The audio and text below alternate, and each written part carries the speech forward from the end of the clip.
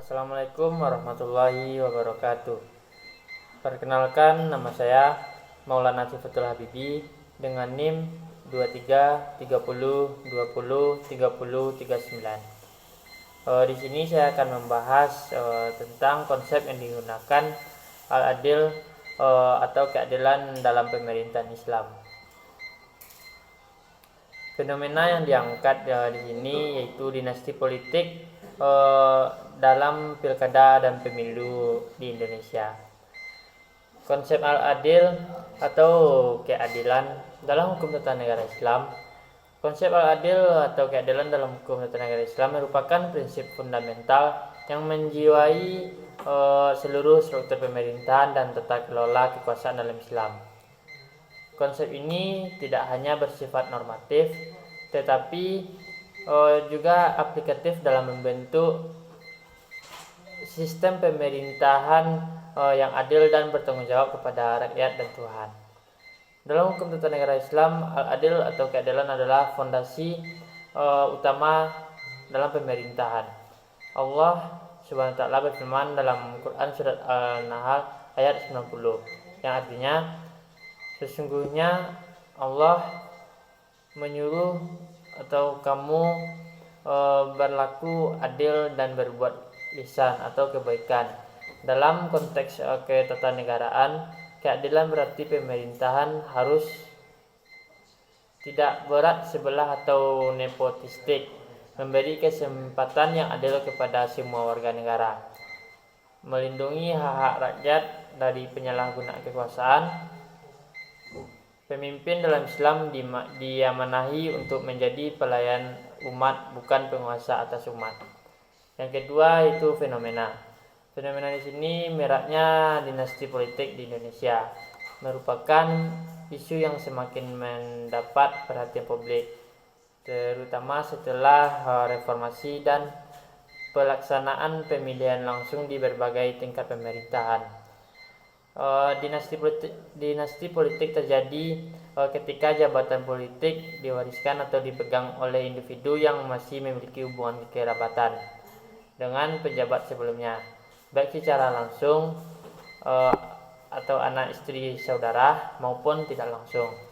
Isu yang semakin mendapat sorotan dalam diskursus demokrasi dan tata kelola pemerintahan dinasti politik merujuk pada situasi ketika kekuasaan politik dikuasai secara turun-temurun atau berpindah di antara anggota keluarga dalam satu lingkup kekuasaan tertentu, seperti di tingkat daerah atau nasional. Faktor penyebab maraknya dinasti politik, lemahnya partai politik. Partai seringkali lebih mengutamakan elektabilitas daripada rekam jejak atau kapabilitas. Kapabilitas politik mahal membuat hanya segelintir orang yang mampu bersaing dalam pilkada atau pemilu, terutama mereka yang sudah punya akses kekuasaan. Minimnya kaderisasi. Banyak partai tidak serius membina kader baru sehingga lebih memilih figur populer atau kerabat pejabat. Budaya patronase dan feodalisme politik. Masyarakat cenderung melihat tokoh politik sebagai patron yang harus dihormati dan dituruti, bahkan mendukung keluarganya tanpa mempertimbangkan kapasitas. Dampak dinasti politik ini menghambat demokrasi substantif. Demokrasi menjadi prosedural semata. Esensi partisipasi dan keterbukaan berkurang. Potensi konflik kepentingan dan korupsi. Penempatan kerabat di posisi strategis berpotensi menyebabkan praktik KKN atau korupsi, kolusi, dan nepotisme. Melemahkan kompetisi politik sehat. Figur-figur baru dengan kapasitas bagus sulit mendapat ruang karena dominasi keluarga tertentu. Menurunnya kualitas pelayanan publik. Jika pemimpin terpilih bukan karena kompetensi melainkan koneksi keluarga, maka risiko rendahnya kinerja meningkat. Contohnya dinasti politik di Indonesia hingga 2024 yaitu keluarga Jokowi.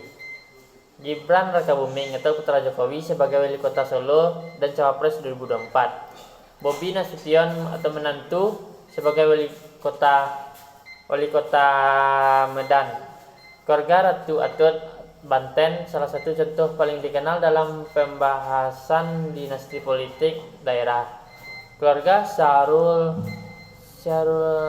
Yassin Limpo, Sulawesi Selatan. Beberapa anggota keluarganya terlibat dalam jabatan politik dan pemerintahan. Regulasi dan celah hukum putusan Mahkamah Konstitusi atau MK beberapa kali telah menghapuskan pembatasan terhadap calon kepala daerah yang memiliki hubungan keluarga dengan pejabat dengan dalil bahwa semua warga negara berhak dipilih. UU Pilkada pernah mengatur soal batasan ini, tapi seringkali digugurkan di tingkat judicial review. Solusi dan rekomendasi penguatan partai politik, reformasi sistem kaderisasi, dan pencalonan internal partai agar berbasis meritokrasi, transparansi dan literasi politik publik. Pendidikan politik masyarakat untuk memilih berdasarkan kapasitas, bukan karena hubungan keluarga. Regulasi yang tegas dan konsisten.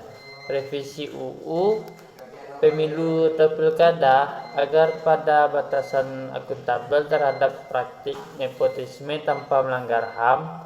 Keterlibatan aktif masyarakat sipil. Lembaga swadaya, masyarakat dan media perlu mengawasi serta menyuarakan isu ini secara berkelanjutan. Yang ketiga yaitu ada berkaitan dengan konsep hukum al-adil dalam Islam. Jika kita tinjau fenomena ini melalui lensa hukum tata negara Islam, maka dinasti politik melanggar prinsip al-adil karena menutup akses keadilan politik bagi rakyat biasa, menggunakan kekuasaan dan pengaruh untuk memenangkan pemilu secara tidak wajar, mengabaikan meritokrasi atau kualitas dan kelayakan. Padahal dalam Islam jabatan harus diberikan kepada yang ahli dan adil, bukan karena hubungan keluarga.